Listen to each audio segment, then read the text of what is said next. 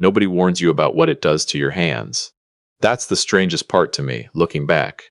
Not the sleeplessness, not the way meals start to feel like interruptions to the medication schedule, not even the way the house gets so quiet at night, you start to hear sounds that aren't there. What I wasn't prepared for was looking down one afternoon at the kitchen sink and not recognizing my own hands. 68 years old, 30 years of federal public service, a man who had spent a career in benefits administration reading numbers off a page. And I was standing at that sink in Ancaster, Ontario, holding a glass I didn't remember picking up, looking at these hands like they belonged to a stranger. That's what caregiving does, not all at once. The way a river doesn't flood, it just quietly takes the bank apart until one day the whole thing shifts. My name is Cecil. I'm 68 years old. I spent 30 years with Service Canada, most of it out of the regional office on James Street North in Hamilton. Clean record, full federal pension, the kind of quiet government career that nobody makes movies about, but that I was genuinely proud of every single morning I backed out of the driveway. I retired in 2019. My wife Miriam and I had real plans, the kind you write down in a notebook and look at on a Wednesday evening for no particular reason. A trip to Newfoundland she had been talking about since before we were married, the cottage country she grew up around near Parry Sound. Time, finally, to have time.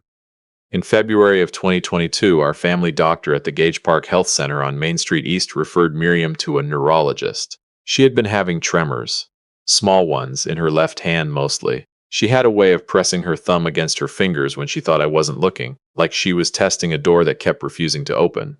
I drove her to the appointment at Hamilton Health Sciences on a Tuesday so cold the car didn't want to start.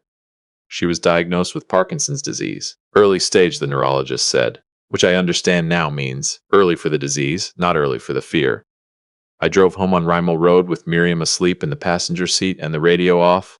I have driven that stretch of road more times than I could count. That afternoon, I couldn't have told you a single thing I passed. I pulled into the driveway on Clover Hill Road and sat there with the engine still running. 30 years of federal service, a pension, an RRSP I had spent decades building, every dollar set aside not for a fishing boat or any of the things men my age are supposed to spend retirement on, but for her, for whatever she might need. The number was $380,000. I knew it the way I knew my own postal code, and sitting in that driveway I knew what I was really afraid of. I was 68 years old. Miriam was 62. The fear I had never said out loud to another living soul, that I would go first and leave her alone to navigate whatever came next. That fear had just become very specific and very loud. 3 days after that appointment, my son called.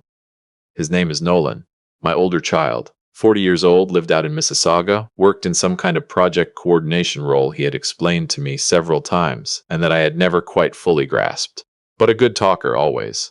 The kind of man who made things sound simple and right, who had a way of framing whatever he wanted as what you needed. "Dad," he said. His voice was warm in a way I hadn't heard in a while. "I'm coming home. Don't argue with me. You cannot do this on your own, and I'm not going to pretend you can. I am not a man who cries easily. 30 years of federal service and a father who treated showing emotion as a character flaw I spent most of my adult life trying to unlearn. I cried on that phone call. I held the phone against my ear and breathed through it like a man surfacing from deep water. I thought, this is who he has always been, underneath everything. I just hadn't seen it in a while. Miriam has always seen it. She would defend him to me in that quiet, patient way she had. You're harder on him than you realize, Cecil. And here he was proving her right at the exact moment it mattered most. I didn't sleep that night, but for an entirely different reason than usual. Before I go further, I want to ask you to do one thing. Subscribe to this channel if you haven't already. Hit the like button while you're here. It costs you nothing, and it genuinely helps us keep telling stories like this one. Drop something in the comments after I read them. Now, I'll tell you exactly what Nolan did. I want you to understand one thing first. The first transfer out of my RRSP happened 11 days after Miriam's diagnosis. 11 days. He wasn't coming home because his parents needed him. He was coming home because he had done the arithmetic. I didn't know that yet. What I saw was entirely convincing. Nolan kept his own apartment in Oakville, close enough to be present, far enough to look like a man with his own life. He came to Clover Hill Road 4, sometimes 5 times a week. He attended Miriam's neurology follow-ups at HHS, introduced himself to the care team, remembered the nurse practitioner's name on the second visit. He set up a medication system, color-coded weekly trays on the counter, alarms on Miriam's phone, and made it look effortless. He handled the insurance calls to Sun Life about the supplemental drug plan, the prescription pickups at the Shoppers Drug Mart on Upper James, the Saturday Loblaws run. The hydro bill I had forgotten and nearly let lapse for the first time in my adult life. I told myself, this is what family is for. I thank God for him. I said it out loud to Miriam more than once because she would smile when I did, and that was enough. I did not know he was memorizing every number he touched. Miriam had her first significant tremor episode in month 3, both hands this time, lasting nearly 15 minutes, and afterward she was exhausted and confused in a way that frightened me differently than before. I had not slept properly in 9 days. We had not eaten a meal sitting together at the kitchen table in 2 weeks. I forgot the hydro bill again. Second time in my adult life. First time was 2 months before. Nolan came by on a Wednesday evening. He brought a folder. He set it on the kitchen table the way a man does when he has rehearsed a moment long enough that it no longer sounds rehearsed. Dad, I need you to actually hear me for a minute. He had this way of talking, measured, patient, like he had read the instructions for your specific fears and was handing them back to you wrapped in a solution. You're 68 years old. Miriam is 62. Everything is in your name. If something happened to you tomorrow, and I'm not trying to frighten you, I'm trying to help you think. If something happened, her access to your pension freezes while lawyers sort it out. She'd be sitting in this house with no way to pay for her own care while probate works itself out. Months, Dad, sometimes longer. I sat with that. Every single word landed exactly where I was most afraid. Like the man had been reading my thoughts off the bedroom wall at 3 in the morning. This is an enduring power of attorney, he said, opening the folder slowly. No rush, giving me time to look. Financial. It just means I can manage accounts, handle the pension paperwork, deal with Sun Life, while you focus entirely on her. You're already carrying too much. Let me carry this part. I looked at those documents. My eyes were tired in a way that lived behind them, not just in them. I had spent 30 years reading government documents for a living.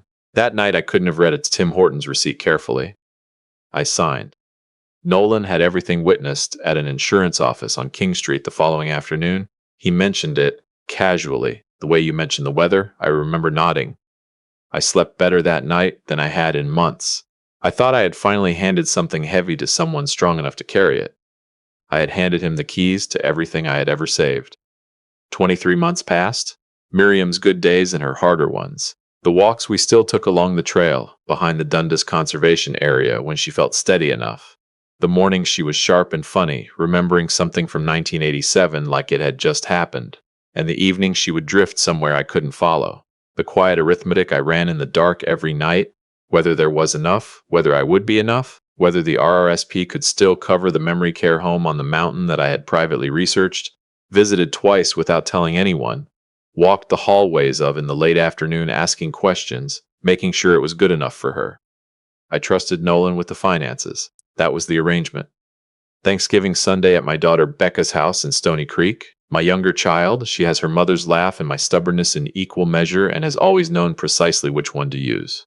Her husband, Grant, quiet man, works in financial compliance at RBC downtown Hamilton, the kind of man you can share a meal with for an hour before you realize how carefully he has been paying attention. Becca had made a proper Thanksgiving dinner, stuffing roasted squash, the cranberry sauce Miriam always complimented. The grandkids were loud in the hallway the way grandkids are supposed to be on a holiday. Miriam was having a decent day, burgundy cardigan, the one I love on her, warm present, laughing genuinely at something Nolan said across the table. Nolan, loud, generous, refilling glasses without being asked, telling a story about the QAW traffic with the easy confidence of a man with absolutely nothing on his conscience. Then Grant's hand found mine under the table. He pressed his phone into my palm without looking at me. The screen lit up with 8 words and then 4 more beneath them.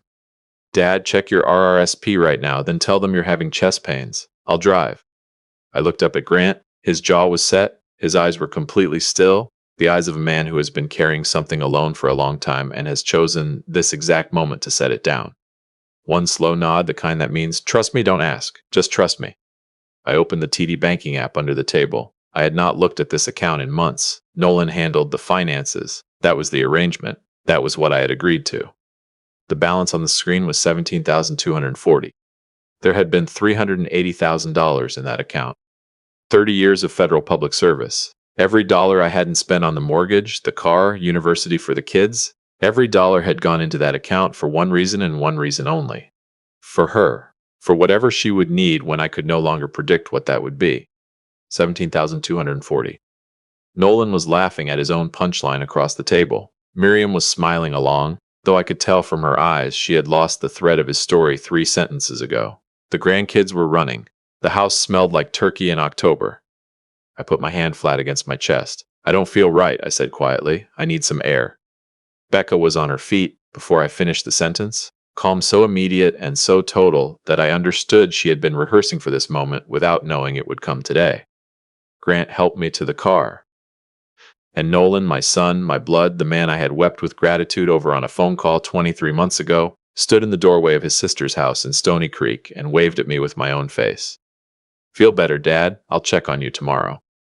I sat in that car, and my first thought was not about myself. It was not about the money. It was about Miriam. That $380,000 was her safety net. The memory care home on the mountain, the one I had visited in secret, walking the hallways quietly, speaking to the staff, convincing myself it was good enough for her. The protection I had spent 30 years building. Gone, and the man who took it was waving from a warm doorway in Stony Creek. Grant drove without a word. Not to a hospital, not to a police station, to his office at the RBC branch on King Street West, downtown Hamilton. The building was empty on a Sunday evening. Our footsteps echoed across the lobby tile like we were walking through a church, which, in a way, I suppose we were. He was about to show me something sacred and devastating, and I was not going to be the same man on the other side of it. He closed the door. He sat across from me. He looked at me the way a doctor looks at you right before he says something you cannot unhear. Cecil. He always called me Dad. Not tonight. Everything I'm about to show you has been verified 3 times. I didn't come to you with a theory. I came to you with a file. How long have you known? 3 months. 3 months. I let that sit without letting it land wrong. The look on his face told me those 3 months had not been comfortable ones for him either. Why did you wait? He folded his hands on the desk. Because Becca needed to be completely certain before we brought this to you, and because I needed every door shut before you knew one was open. I nodded, understood completely. Then he opened the folder. He started with the withdrawals, 17 months of them, always between $3,000 and $8,000. Never a round number, never the same week twice, never the same branch twice, spread across Hamilton and Oakville, irregular intervals, randomized enough to spend freely, precise enough to stay under the threshold that triggers mandatory reporting to FinTrack. Deliberately structuring transactions to avoid reporting requirements, Grant said, sliding the first document across. It's called structuring. It's a criminal offense under the Proceeds of Crime Act, entirely separate from the fraud itself. I looked at the withdrawal records laid out across his desk, 17 months of them, neat, documented, deliberate. The same careful patience I had tried to teach him his entire life. He had finally applied it to something, just not to anything I recognized as mine. Then the pension. Nolan had used the enduring power of attorney to contact the federal pension administrator directly, presented the documentation, requested that my monthly pension distributions be redirected to a secondary account in his name. The administrator processed it without question. Why would they question it? The paperwork was perfect. I looked at the wall behind Grant's head and did arithmetic I did not want to do. Then the statements. Nolan had quietly changed the correspondence address on my RRSP to a post office box he had opened privately. Paper statements had stopped arriving, because Nolan handled the finances, because that was the arrangement. I had been flying blind for over a year, and he had been the one who turned off the lights. Then Grant slid a single page across the desk, and I knew from his face what it was before I looked. Miriam maintained a small TFSA, her own quiet money, built carefully over 25 years from her years of teaching, something that was just hers. A small, separate sense of security in a marriage where I had handled most of the finances. She didn't talk about it much. It was just hers, something she had built slowly, the way she did most things. Gone. Liquidated completely using her power of attorney. On her harder days, she didn't remember it existed. On her good ones, she didn't think to check. He had timed it with the precision of someone who had been watching carefully for the right window. I put both hands flat on Grant's desk and looked at them for a moment. These old hands. Hands that had filed and approved and processed for 30 years. Hands that had signed a document on a tired Wednesday night in my own kitchen. There's one more, Grant said. He slid the last document across slowly, the way you save the heaviest thing for when someone has had a breath. It was a beneficiary change form for my RRSP. My signature was on it. I recognized the morning I had signed it. Month 7, a rush Saturday. Miriam had been awake most of the night. The neurology team needed updated paperwork before her Tuesday appointment, and Nolan had arrived with coffee and a stack of forms. Dad, just sign these. Routine account maintenance, I've handled everything.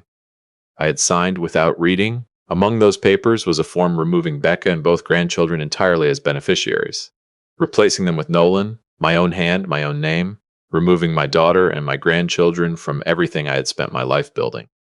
I signed it, I just didn't know what I was signing. There's something else, Grant said quietly. For the past several months, Nolan has been making comments.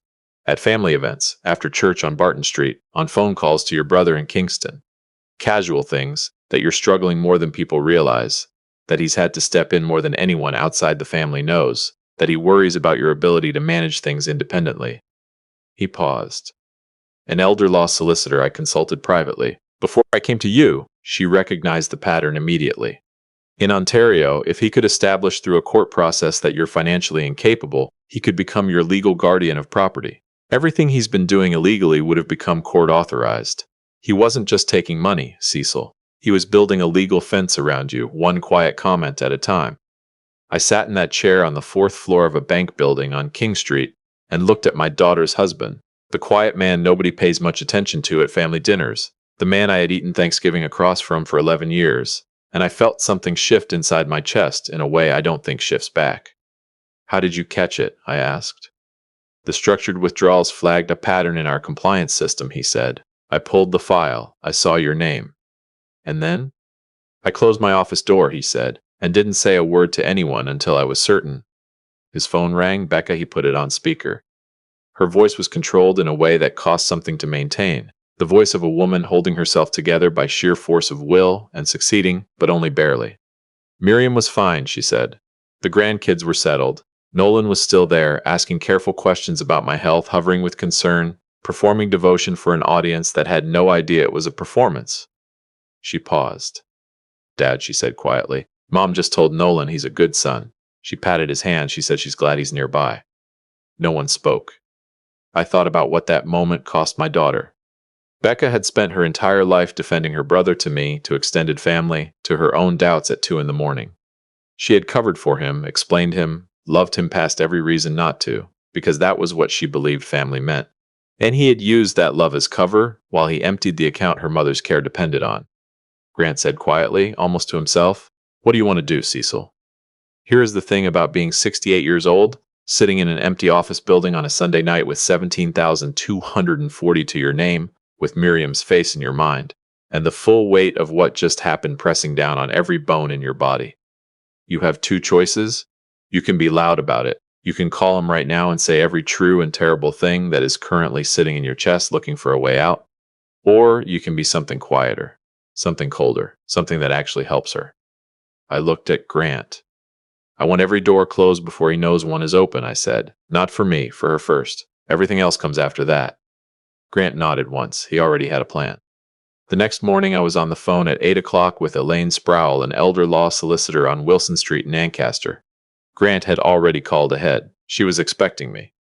I walked in with every document Grant had given me the night before, and she went through them the way a surgeon goes through a body. Methodically, without flinching, seeing exactly what needed to come out.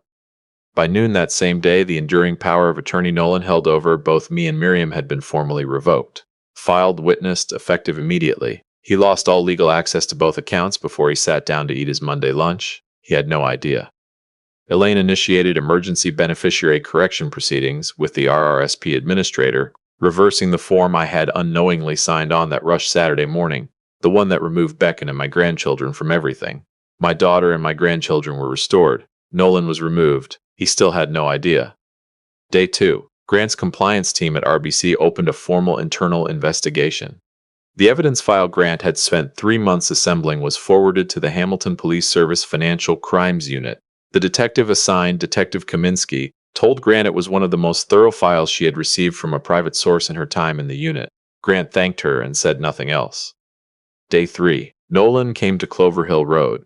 He brought soup from the Fortinos on Upper James, the kind Miriam likes. He sat with her while she watched her program, straightened up the living room without being asked, poured me a cup of tea, asked how I was feeling after the scare at Thanksgiving. Much better, I told him. Just tired. You know how it is. You have to take care of yourself, Dad, he said. I think about you constantly. I looked at my son sitting across from me in my living room. I thought about $17,240. I thought about Miriam's TFSA, 25 years of her careful, private saving, gone completely. I thought about the guardianship groundwork he had been quietly laying in the minds of family members for months, the cage assembling itself around me, one gentle comment at a time. I picked up my tea. "You're absolutely right, Nolan," I said. "I'm going to start paying very close attention to everything going forward." He nodded. He looked satisfied. He had absolutely no idea what was already in motion around him. Day 5. Becca went to Clover Hill Road on a Tuesday morning, while Nolan thought she was at work. She had kept her spare key since she was 19. She moved through her childhood home with a list of documents Elaine needed, original paperwork from the back office, files Nolan didn't know she could access because it had simply never occurred to him to account for his sister once she stopped defending him. She told me later that she didn't allow herself to feel anything while she was inside the house. She was focused, efficient. She felt nothing until she was back in her car in the driveway with the documents on the passenger seat. Then she sat there for a while before she could drive. I didn't ask her how long. I already knew what that kind of stillness costs. Day 7. Elaine initiated emergency long-term care planning under Ontario legislation, identifying every protective pathway still available to us given the documented fraud, legal structures I hadn't known existed, mechanisms that could still shield Miriam's care options even with the accounts depleted the way they had been. The memory care home on the mountain, the one I had visited twice in secret and prayed about in the dark, it was still reachable. For the first time in 11 days, I exhaled all the way. Day 9. I called Nolan in the morning. "Son, I'm feeling much better. Come for Sunday dinner. Bring something from the bakery on Ottawa Street. We have a lot to be grateful for." He arrived at Clover Hill Road at 6 with a box of butter tarts and his widest smile. The table was set carefully. Miriam was in the burgundy cardigan. She was having a good day, present, warm, laughing at something she remembered from 35 years ago that made Becca laugh out loud despite everything she was holding inside her chest. Becca, sitting at that table with her mother's laugh in her ears and 3 months of her brother's betrayal in her bones. Grant sat beside her, quiet, unremarkable to anyone who didn't know what he had done, which was everyone at that table except me. Nolan sat at the head of the table and performed everything he had always performed. Generous, devoted, the good son at Sunday dinner, as though the last 17 months had never happened. The butter tarts were good. The company was almost convincing. And then, midway through the first course, there was a knock at the front door. I stood up. I walked to the door of the house on Clover Hill Road, my house, my floors, my 30 years, and I opened it. 2 detectives, plain clothes, calm, completely unhurried, Detective Kaminsky and her partner. I had spoken with them 2 days before. They knew exactly where they were going and exactly who they were there for. I heard Nolan stop talking mid-sentence. I stepped aside. I watched my son's face in the moment he understood what was happening. And I want to tell you something, because this part matters. There was no guilt on his face first. Even then, even in that moment, his first instinct was not remorse. His eyes moved fast to me, to Grant, to Becca, to the door behind him, looking for the exit that did not exist. Every door was shut. He had tried them all at once and found every single one of them locked. Becca stood up slowly. She had been thinking about what she wanted to say for 9 days. She had prepared something. When the moment actually arrived, she found it was simpler than anything she had written. She did not raise her voice. "Look at Mom before you leave this house, Nolan." The room went quiet. He looked at Miriam. Miriam looked back at her son with complete and total warmth. She did not fully understand what was unfolding around her. She thought, perhaps, that Nolan was simply leaving early after a lovely dinner the way he sometimes did. She didn't want him to go yet. She lifted her hand. She waved at him gently. "Good night, sweetheart," she said softly. "Don't leave without your jacket. It's cold out." Becca let that sit in the room. Let it breathe. Let every person at that table feel the full weight of what Miriam's illness had just done, had carried her son safely through this moment, had protected him from ever having to watch her face change. He would never see his mother understand what he had done. Her Parkinson's would carry his name forward clean and warm in her memory. He would never have to earn that. Then Becca spoke, quietly, directly, finally. "She'll probably always believe that, Nolan. Her mind will protect you from ever seeing her face change. But I understand what you did. Dad understands it. And I need you to know. Every dollar you moved while he was awake at 3 in the morning checking her medications, every form you slid in front of him when he was running on nothing and couldn't read his own name clearly, every Sunday you sat at this table and let him thank God for you. I know all of it. Every single piece of it. And I will spend every day of the rest of my life making sure both of them are okay. Not because I have to, because that is what loving someone actually looks like. Nolan was walked out the front door of the house on Clover Hill Road, and Miriam, my warm and still present Miriam, watched him go from her chair at the dinner table, waving cheerfully, believing completely and peacefully that her son was simply heading home after a lovely family dinner, the way he always did. Nolan took a plea. The paper trail Grant had built across 3 months was too complete and too clean for any defense to argue against. Fraud over $5,000, elder financial abuse, criminal structuring under the Proceeds of Crime Act. Restitution was ordered. It comes back in pieces the way it was taken. Some of it will not come back at all. I have made my peace with that. Or I am making it. Some days that is the most honest thing you can say. Miriam's care is protected. The legal structures Elaine put in motion made sure of that. The memory care home on the mountain, the one I visited in secret, the one I prayed about in the dark on the drive home, is still reachable when she needs it. She is going to be okay. Not the version of okay we planned for, but okay. And right now, okay is everything I have to hold on to, and I am holding it with both hands. I think about something I did not have words for until recently. Nolan was my blood. Grant chose me. He sat in a compliance office and saw my name on a flagged file and closed his door and spent 3 months building a case when he could have closed the file, moved on, and no one would have ever known. He had no obligation to do what he did. He did it anyway, quietly, without asking for anything in return.